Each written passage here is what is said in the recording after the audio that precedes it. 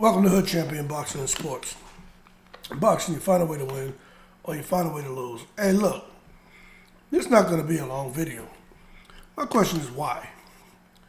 Why in the world are they trying to make Gervonta Davis versus Cruz 2? That's all I'm asking. It just doesn't make, I'm getting frustrated at this point. I understand. I watched the first fight. Gervonta Davis didn't lose that fight. That man landed 39% of his power punches. You know what I'm saying? He outlanded Cruz 133 to 121 in total punches. It's crazy. 113 of Gervonta Davis's 133 landed punches were power punches, man. And for Cruz, 121 landed punches were pretty impressive because that's the most that's been landed on Davis. Now, I'm going to tell you, some people feel Cruz could have won that fight if in round 12 he just threw more punches. But I'm going to tell you this.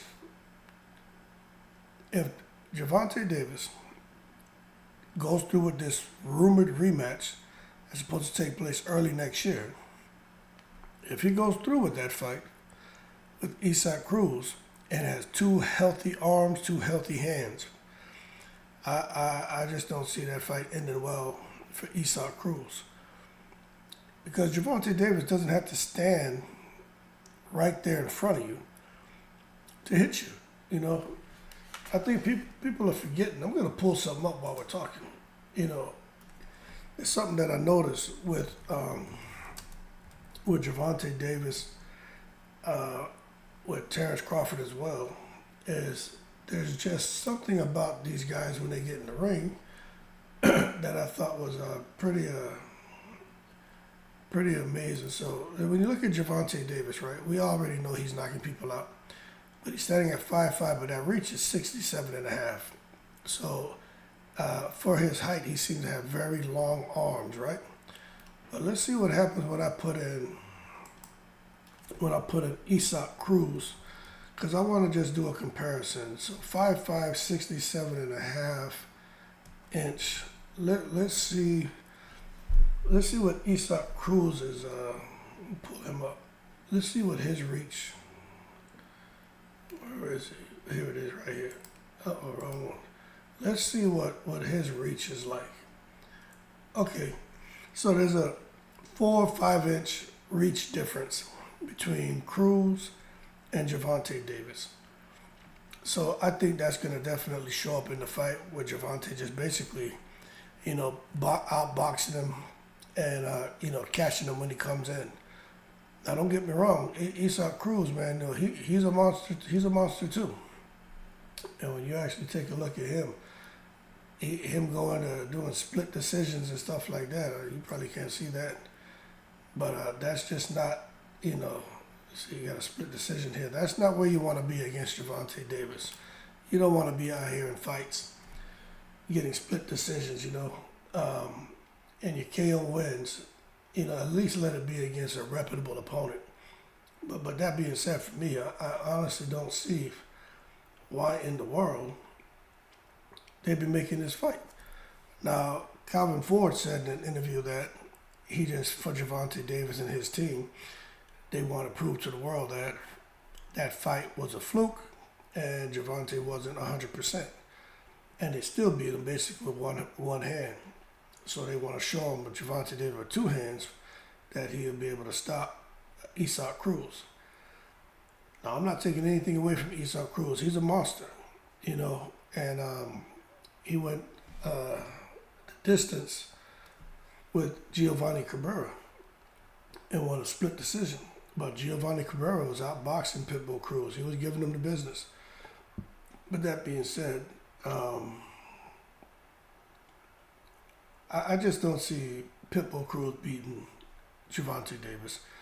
And I don't see this fight being warranted. I just don't understand it. When I take a look at what's going on, right? Let me pull it up. When I take a look at, all the killers they got down there at 135, and I think about a guy like Tank Davis. Hold on a second. Let me fix this. Get rid of that. Let me make this a little bit smaller for you guys. Okay, so when I look at these killers here at 135, I just wouldn't think Pitbull Cruz would be the guy for Gervonta to fight. Now, when you scroll down, you got to understand for Gervonta Davis, this is why he has to fight him. Gervonta Davis has the WBA lightweight championship. Devin Haney is fighting Regis Prograis. So you would think that would be the logical matchup, but Haney has other plans. So Davis has to fight someone. So when you come down and look at who's ranked number one, it's Cruz. But although he fought him, I just don't see why they're making it again. But secret society and boxing politics. But I wouldn't mind seeing him fight Zepeda or Frank Martin. They got Floyd Schofield on here, but Frank Martin, that's the fight.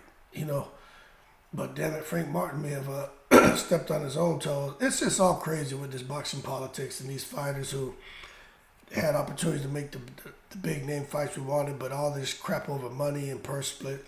As a result, it kind of is what it is. So we just got to deal with the cards that's been dealt to us. But that explains why Gervonta Davis and Pitbull Cruz, as one, is he wants to prove to everyone that Cruz doesn't belong in the ring with him, and then two, Gervonta has a WBA strap, so you got to look at what's there under the WBA for him to fight, or he has to give up that strap.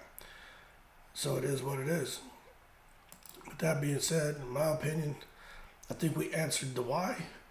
Just the politics of boxing and just where Pitbull Cruz is ranked in the WBA. He's number one. Gervonta has a world lightweight championship. Devin Haney is a super world lightweight champion. Devin Haney's busy with Regis. And, it seems like that's what's falling in Tank's lap. But that's what he asked for. And, miraculously, isn't that amazing how it works? Pitbull Cruz ends up at number one. Isn't that interesting? Anyway, y'all keep cool. Gervonta Davis is back. But don't expect to see him fighting Devin Haney. Frank Martin could be next. Or Zepeda, but I don't even know what to think. You know what I'm saying? But it is what it is. But it'll be exciting to see him back in the ring next year. That being said, y'all keep cool. Shout out to the veterans all 7 continents. Y'all in the breeze.